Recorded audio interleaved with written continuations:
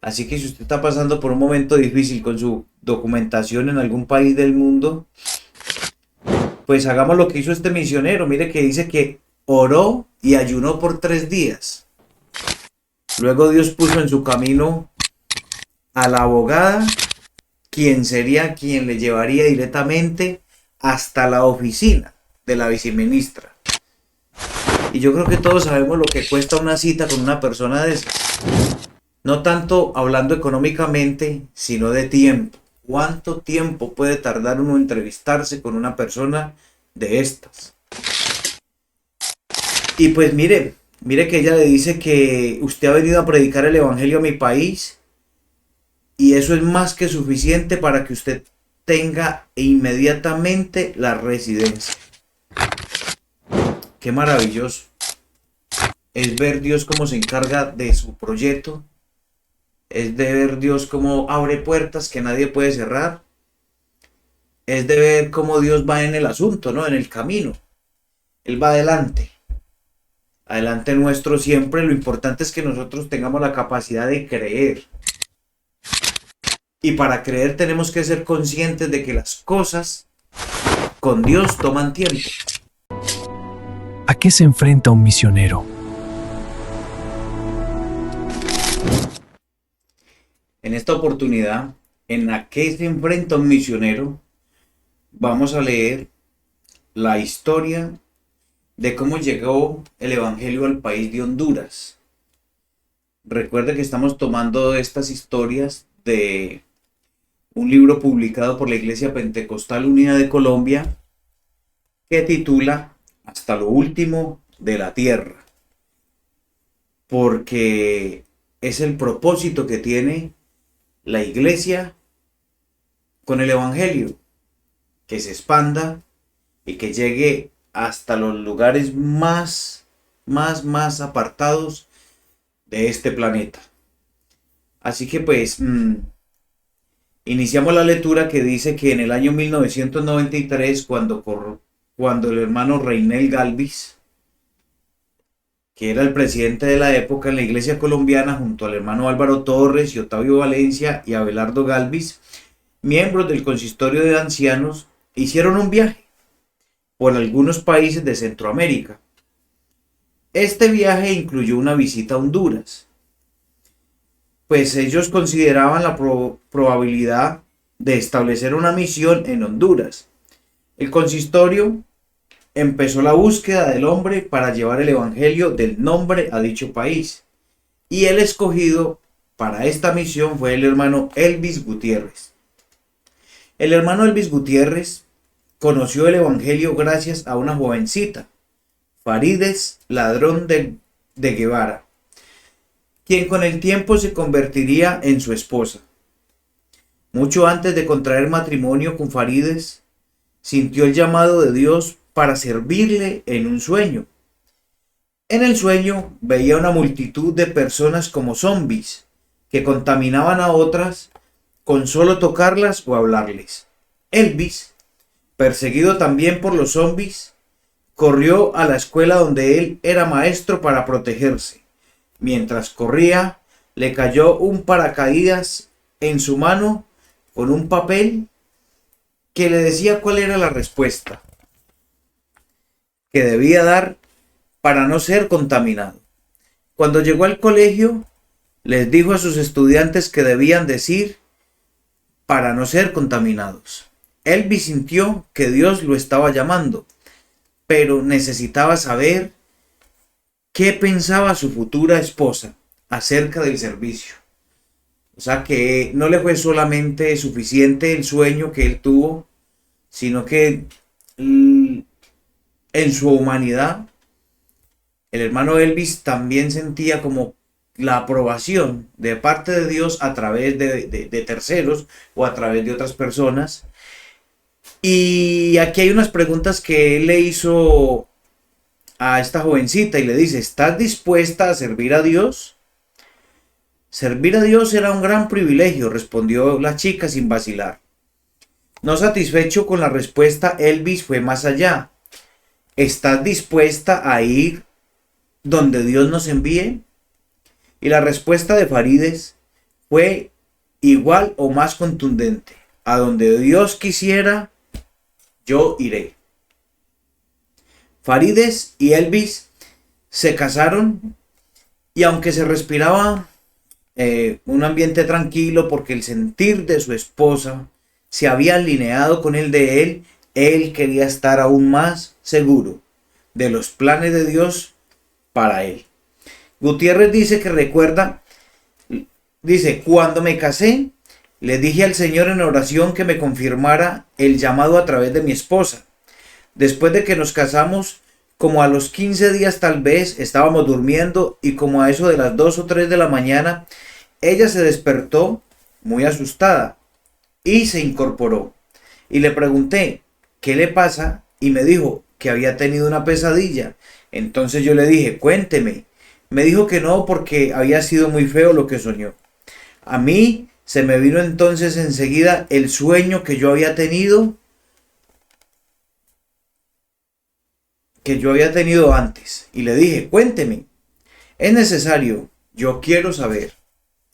El sueño de Farideh fue similar al que su esposo había tenido cuando estaba soltero. Elvis interpretó que esa era la confirmación a su oración.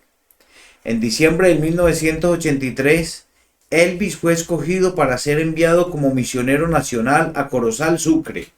Cuando Elvis Gutiérrez llegó a la población, se llevó una sorpresa, pues que el pueblo era exactamente igual a aquel que había visto en el sueño, en el cual era perseguido por zombies. Eso para mí fue una confirmación completa de que en realidad Dios me llamaba.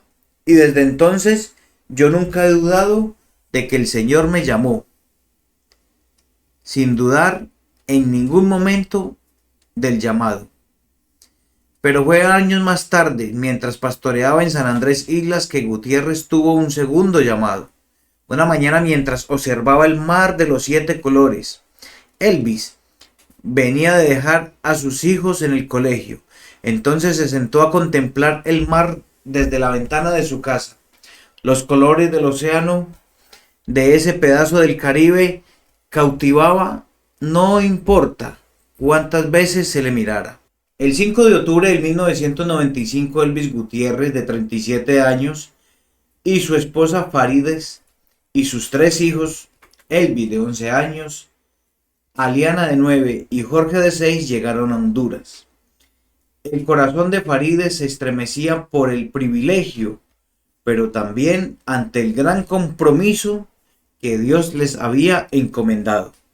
El 6 de octubre, Reinel Galvis y Álvaro Torres posesionaron a Elvis como misionero en Honduras, en la sala de la casa de una señora de nombre Marinela Áviles, una pariente de los creyentes que contactaron al consistorio de ancianos, y algunos vecinos de la mujer también estuvieron en el primer servicio. La familia se instaló en el apartamento al cual le dieron doble uso. Era vivienda y salón de reunión. Los primeros días la familia dormía en colchonetas en el piso, lo que les facilitó Marinela. Y poco a poco fueron adquiriendo las cosas. Elvis compró 30 sillas y usó un barril como púlpito. A los cultos empezaron a asistir Marinela, sus hijos y una vecina que tenía un problema serio en una de sus rodillas. En un culto oraron por ella y el Señor la sanó. Esto quiere decir que fue el primer milagro que Dios hizo allí, en una persona local de Honduras. La mujer por la cual oraron se llamaba Rosa y tiempo después se bautizó en el nombre de Jesús. El 2 de diciembre de ese mismo año, en 1995, Elvis Gutiérrez realizó los primeros bautismos. Entre los bautizados estaba Rosa Amador, madre de un creyente radicado en Estados Unidos, y Marinela, que como dato curioso llegó a ser la primera tesorera de la iglesia sin aún ser bautizada. La emoción de los primeros bautizados fue tan grande que Farides lloró toda la tarde. Elvis, por su parte, pues fue más ambicioso en Dios y le pidió que le diera siquiera un alma por mes y que las primeras bautizados recibieran el Espíritu Santo. Dios no se quedó corto a la petición del misionero. Un sábado, en un ayuno en el que estaban el misionero, su esposa y Marinela, esta última fue llena del poder del Espíritu Santo. Al año Gutiérrez había ya bautizado a 12 personas. Aunque en la misión las cosas marchaban muy bien, pues las dificultades comenzaron. 15 días antes de vencerse la visa de la familia misionera, el gobierno respondió negativamente ante la solicitud de la residencia de los Gutiérrez. Los abogados solicitaron una audiencia con la viceministra de gobierno, pero esta podría tardar 3 meses. La familia tenía 2 semanas para salir del país. Elvis oró a Dios y ayunó por 3 días. 2 días antes de la salida inminente del país, tuvo una visión mientras oraba. Yo iba en una moto por un monte y oí una voz que me dijo: busca la calle principal. Y con eso, como la respuesta inmediata de la calle principal, empezó a buscar y se dio cuenta que era la misma persona que les había negado la residencia. Pero entonces, ¿cómo saber? No sabía ni su nombre, ni sabía quién era. Lo único que se le ocurrió a Elvis para dar con la calle principal era hablar con la señora que le había rentado la casa, Vilma Paz de Castro, quien además era abogada. Yo andando buscando una persona que sepa dónde vive la viceministra de gobierno para ir hasta su casa, ponerme en el camino, ir hasta su oficina. Yo necesito hablar con ella porque nos han negado la residencia, dijo el misionero a Paz de Castro, o sea, a la abogada. De pronto usted conozca a alguien que me pueda conectar con ella. Elvis lanzó esa frase como quien dispara un tiro al aire. Esa persona que usted busca soy yo. Yo estudié con la viceministra de gobierno, le confirmó la abogada. Ella se llama Gladys Arévalo. Su oficina está al lado de la mía. Si quiere mañana vamos. Una pequeña sonrisa iluminó todo el rostro de Elvis y al día siguiente el misionero y la abogada fueron a la oficina de la viceministra. Pero la secretaria les informó que la funcionaria estaba de viaje. Elvis sintió que su último chance se le escapaba como agua entre las manos. Solo tenía ese día para arreglar el estatus migratorio de su familia. Al día siguiente deberían entonces abandonar el país. Vilma Paz de Castro, que conocía bien las mañas de su amiga, le dijo a Elvis que cuando Gladys Arévalo no quería que los periodistas la molestaran, no entraba por la puerta principal, sino que entraba por una entrada secreta. Vamos a esperarla unos 10 o 15 minutos a ver si la viceministra aparece, fue la propuesta de Vilma. La esperanza calentó el corazón de nuevo del misionero. 15 minutos más tarde apareció Gladys Arévalo. La viceministra se sorprendió al ver a Vilma y al desconocido apostados en el sitio del que pocos conocían. La funcionaria saludó a su amiga con el efecto que se reserva a amistades entrañables y los hizo pasar a su oficina. Paz de Castro introdujo al misionero con la viceministra y le explicó con detalles su situación a la funcionaria, a quien no le extrañó que las residencias no estaban aprobadas, puesto que ella había estado fuera por unos meses. Verdaderamente esto ha sido negado, pero no por mí, dijo la viceministra. Yo estuve 2 o 3 meses atrás ausente, y cuando yo no estoy hay un señor que es el que se encarga. Y ese señor es enemigo del evangelio, pero aquí la que manda soy yo, añadió Arévalo. Eso es suficiente, que usted haya venido a predicar el evangelio a mi país para que obtenga inmediatamente la residencia.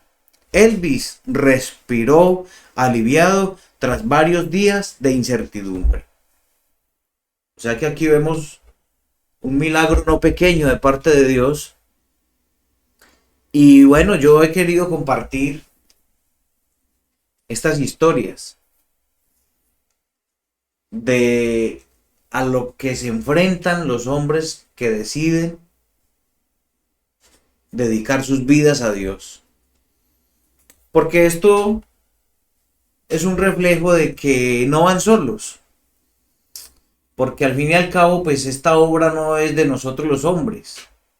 O sea, no es de los seres humanos. Sino que esta obra tiene un dueño, cuyo dueño es el Señor Jesucristo, el que dirige todas las cosas. Sino que claro está de que pues tampoco será fácil la tarea. Pero bueno, aquí a los que hemos emigrado a otros países podemos encontrar de que en cuanto a la documentación, pues hay esperanza. Así que si usted está pasando por un momento difícil con su documentación en algún país del mundo, pues hagamos lo que hizo este misionero. Mire que dice que oró y ayunó por 3 días. Luego Dios puso en su camino a la abogada, quien sería quien le llevaría directamente hasta la oficina de la viceministra. Y yo creo que todos sabemos lo que cuesta una cita con una persona de esas. No tanto hablando económicamente, sino de tiempo. ¿Cuánto tiempo puede tardar uno en entrevistarse con una persona de estas? Y pues mire que ella le dice que usted ha venido a predicar el evangelio a mi país y eso es más que suficiente para que usted tenga inmediatamente la residencia. Qué maravilloso es ver Dios cómo se encarga de su proyecto, es de ver Dios cómo abre puertas que nadie puede cerrar, es de ver cómo Dios va en el asunto, ¿no? En el camino. Él va adelante nuestro siempre. Lo importante es que nosotros tengamos la capacidad de creer. Y para creer tenemos que ser conscientes de que las cosas con Dios toman tiempo. De que no es como el mundo de hoy en día, en este modernismo en el que vivimos, que todo es ya, todo es instantáneo, ¿no? Las cosas con Dios tienen su momento, tienen su tiempo, y qué bueno fuera que esto sirva también para los hombres que se están proyectando al misionero, a ser misioneros, que quizás se están proyectando a salir al ministerio, al pastorado, de que sepan de que habrán momentos difíciles, de que habrán pruebas, circunstancias muy difíciles, habrán momentos de incertidumbre en las cuales el hombre de Dios llegue a pensar que inclusive está solo, pero no está solo, ni va a estar solo. Ahí en el asunto va a estar el Señor Jesucristo abriendo caminos, abriendo puertas, despejando la visión para que este proyecto que se llama Evangelio siga creciendo y pueda llegar a muchas personas. Más adelante encontramos de que en la aldea de la Trinidad, a unos 42 kilómetros de la capital, se inició la obra a través de la sanidad que Dios hizo en una muchacha que solo estaba esperando la muerte. O sea, una vez más Dios en el asunto. Dios utiliza muchos medios, muchos mecanismos, muchas herramientas. Por eso la pregunta que podemos hacernos ahora no es ¿por qué?, sino ¿para qué? Mire que aquí Dios usa la enfermedad de una chica que estaba al borde de la muerte. El misionero ora por ella, es sana, y a través de ese testimonio encontramos más adelante de que, por ejemplo, dice que el trabajo fue arduo y eso se notaba mucho en cuanto a los hijos del misionero, porque tenían que recorrer cada rincón de Honduras con sus padres para llevar las buenas nuevas. Y muchas veces Elvis y Farides recogían a los chicos después de la escuela, los días viernes, para viajar a todos los sitios donde estaban abriendo brecha para pasar el fin de semana y regresar el domingo a casa. Dice que de entrada a la madrugada. O sea que esto también ha sido un sacrificio. Y no ha sido fácil tampoco, ni para la esposa ni para los hijos. En febrero de 1999, los ojos del misionero se dirigieron a la zona del norte del país para establecer allí una obra en Brisas del Valle. Norman Ordóñez, un joven que se estaba congregando en la central, fue enviado como obrero a Brisas. La iglesia central se esforzó por sostener económicamente a Ordóñez y a su joven familia, pero por motivos personales Norman Ordóñez tuvo que regresar a la capital. En Brisas había una congregación que atender y no había quien la atendiera. Entonces los Gutiérrez tenían que viajar todos los viernes por la tarde hasta Brisas del Valle después de recoger los chicos en el colegio para regresar el domingo por la noche a Tegucigalpa. La distancia entre estos dos puntos era de 4 horas en auto. Elvis y Farides podían soportar el ritmo, pero para Elvis Jr., Aliana y Jorge era demasiado pesado, o sea, para sus hijos. Fue así que, movidos por esta necesidad, el consistorio de ancianos accedió a una petición de Elvis que Colombia enviara un pastor misionero para reforzar el trabajo en Brisas y quitarle carga a la familia misionera. Y hay aquí un subtítulo que dice respuestas. Dice que corría el mes de octubre de 1999 cuando Isaac Gutiérrez, pastor en la ciudad de Barranquilla, en la congregación de San Felipe, fue notificado por Abelardo Galvis, director de misiones extranjeras, que había sido seleccionado para ir a Honduras como asistente del misionero. Isaac aceptó ir al país centroamericano sin ninguna objeción, al igual que su esposa, quien lo apoyó y apoyó la decisión de Isaac con determinación. Dice más adelante que fue un trabajo muy bien coordinado, pues él supervisaba toda la obra, nos daba la confianza de desarrollar el trabajo, marcaba la pauta como presidente de la obra misionera, pero no fue un trabajo solo con nosotros, sino con todos los pastores que ya habían para esta época, y todo fue muy coordinado. O sea que aquí empieza Dios a ir aparejando las cosas, empieza Dios a ir pues permitiéndole al misionero que todo vaya sobre ruedas. Y bueno, el acople de la nueva pareja al país y a las exigencias de la obra pues fue rápido. No obstante, a nivel familiar, Neris e Isaac estaban inquietos por su hija. La pequeña Andrea tenía apenas 2 años y medio y aún así manifestaba que extrañaba mucho a su familia, a la iglesia y a su colegio en Colombia. Andrea lloraba mucho y en su desconsuelo pues les pedía a sus padres una hermanita.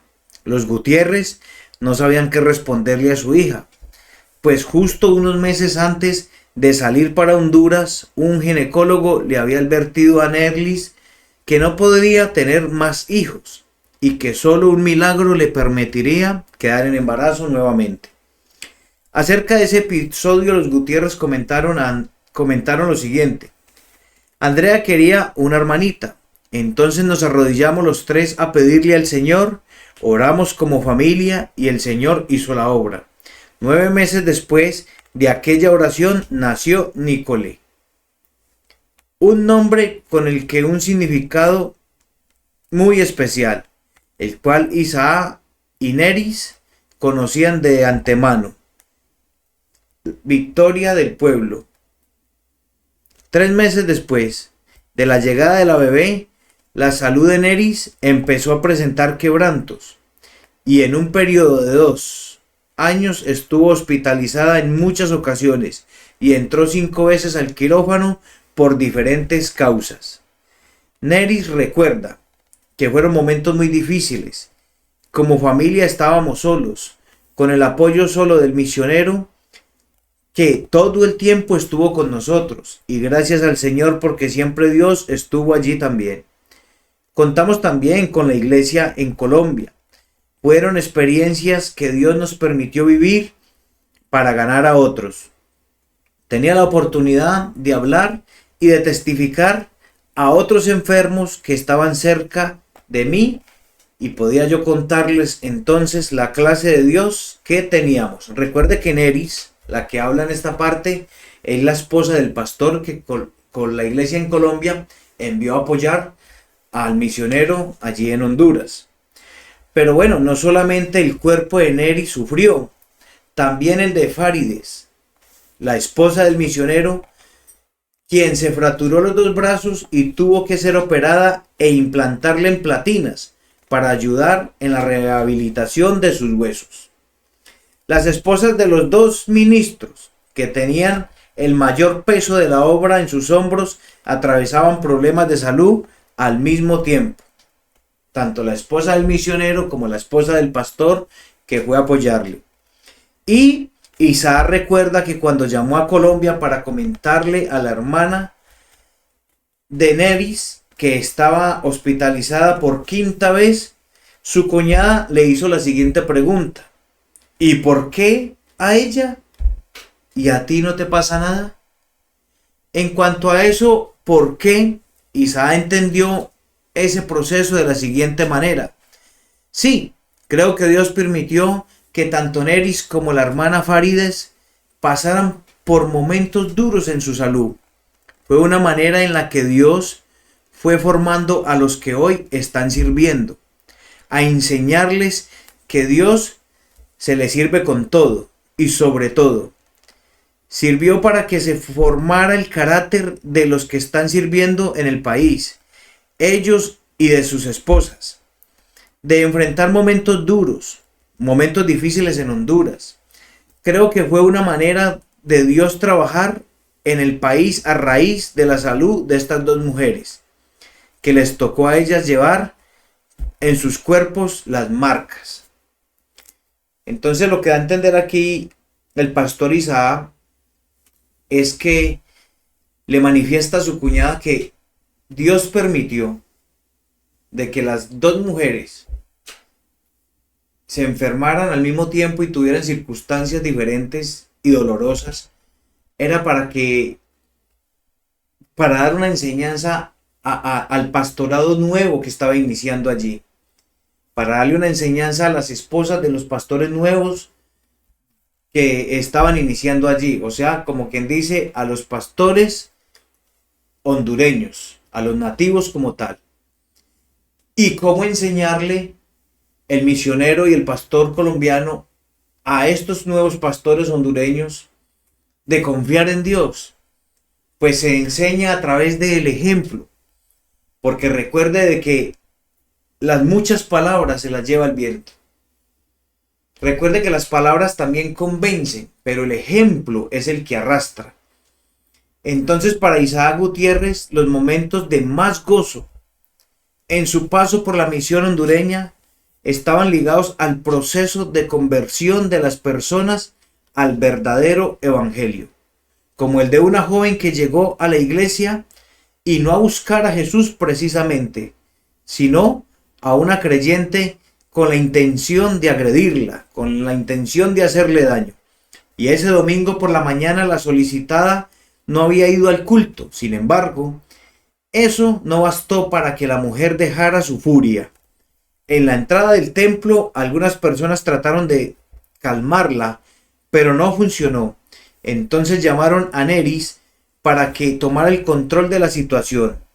Neris Cabrera, es una mujer muy dulce y muy calmada, y con su voz suave no solo apaciguó los ánimos de la mujer que estaba enojada, sino que también además consiguió concertar una cita para visitarla luego con su esposo.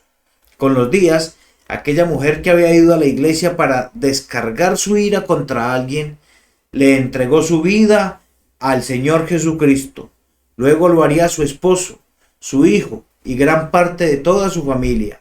Ella llegó a ser una gran evangelista y gracias a ella se abrió una puerta para predicar en el pueblo de Santa Cruz de Yoda. Con la llegada del nuevo misionero en el 2005, Isaac Gutiérrez fue trasladado a San Pedro de Sula. Aunque había solo 8 bautizados, la asistencia en los cultos alcanzaba las 100 personas.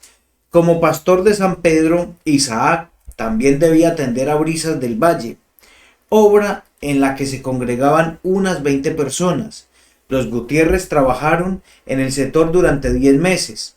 Posterior a ese tiempo regresaron a pastorear en Tegucigalpa, mientras que el misionero Balbino Vázquez se trasladó a San Pedro Sula. Ya a finales del 2007, Isaac sintió que era el tiempo oportuno para regresar a Colombia.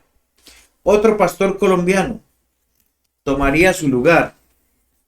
Se trataría del hermano Giovanni Mendoza, quien llegó de Colombia junto a su esposa Nuris Verona y su pequeña hija Nova.